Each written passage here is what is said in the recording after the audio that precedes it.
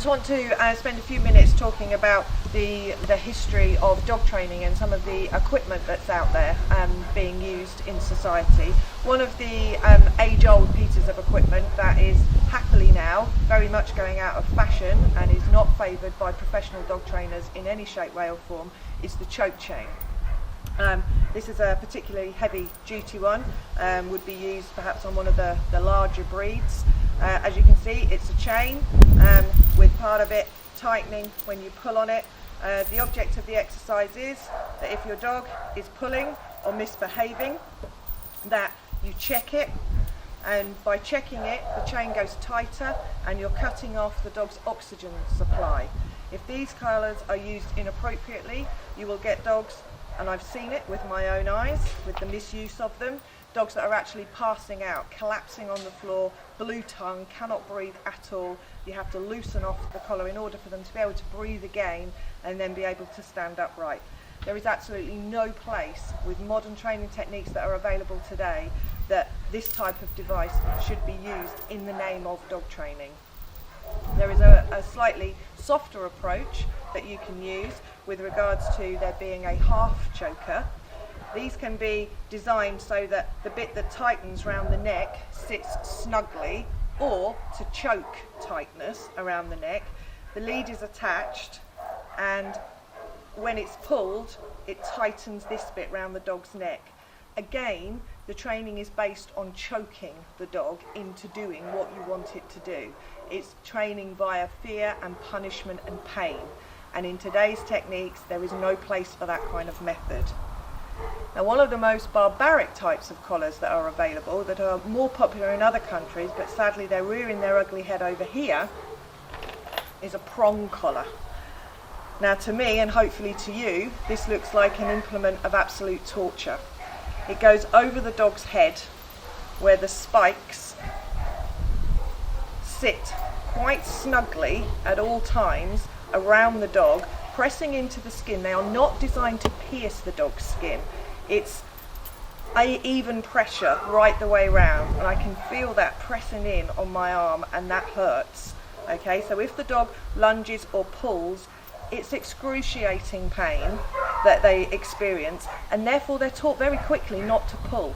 But again, this is control via fear, pain, punishment, damages the relationship between you and your dog. There is absolutely no need for it, and we would very much like to see these banned across the whole of the UK.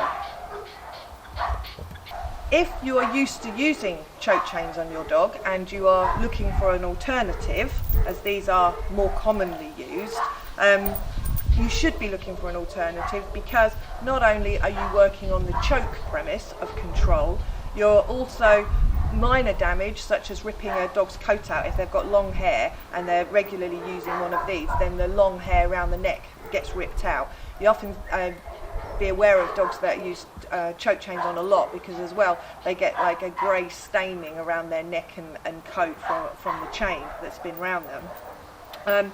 Also, because it goes round the neck, it can affect the spinal cord, because obviously the spinal cord comes up through the back of the neck, and there have been studies done on police dogs that have actually developed hind leg lameness as a result of damage to the vertebrae through the spine. So inappropriate use of these things is very, very dangerous. But if you are used to using them and you're looking for an alternative and you're open-minded enough to want to look into other things, there are lots and lots of other useful training devices out there to help you manage and control your dog when you're out and about. These can include head collars, of which there are various varieties. Some that spring to mind immediately are gentle leaders or halties, and they go like head collars over the dog's head and attach under the chin, similar to perhaps leading a horse round. There's also an all-in-one lead and head collar called a Gen Con, and they're very, very good and very useful, and they also help with training, because when the dog is walking on a loose lead, you can knock the noseband off, reward the heel. If they're losing control of themselves, you can pop the noseband back on again, and again it prevents them from pulling. So this is an all-in-one lead and head collar. The end of the lead goes into a figure of 8 that you slip over the dog's head. One band sits on the nose, One band sits behind the ears. Good girl. And they walk very nicely.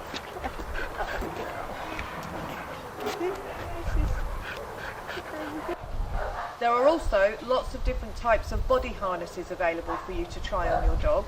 They range from just simple ones where they put the front legs through and they clip at the back, to one Walk Easy, which operates with straps at the side where you attach the lead to. So it takes the dog slightly off balance if he wants to surge and pull ahead. And again, it gives you the opportunity, whilst they are walking on a loose lead, to be able to reward and reinforce that behaviour that you want, as opposed to relying on just the punishment involved when the dog pulls. If you really love your dog and you value the relationship that you have, the bond that you have, and you want to do what's right by your beloved canine friend, please don't put choke chains or prong collars on your dog, items that control them through pain and fear, as this will damage your long-term relationship. Not only that, it could actually lead to other related behaviour problems coming out as a result of the behaviour that they wanted to express being repressed through fear and pain, and therefore it would need to come out in another way. That might be fear aggression, that might be destructiveness, that might be attention seeking barking, it might be any number of things. But please be aware that how you treat your dog and the equipment that you use on your dog could have a knock-on effect with regards to other things. I'm sometimes asked if it's okay if dogs wear choke chains if they don't pull, so therefore the owner isn't popping and jerking at the leash in order to correct behaviour. And my instant response is, if your dog doesn't pull, then why have one on? But in answer to that question is, you never know when your dog might lunge out at something. You never know if the lead might get ripped out of your hand and your dog gets startled by something, flies off through the woodland, the lead gets caught on a tree, and there's your dog panicking to get away, choking itself in such a situation. So you can't always cater for every eventuality, but at least you know if your dog is wearing a harness or a collar and it gets into that situation, you're not going to affect its life.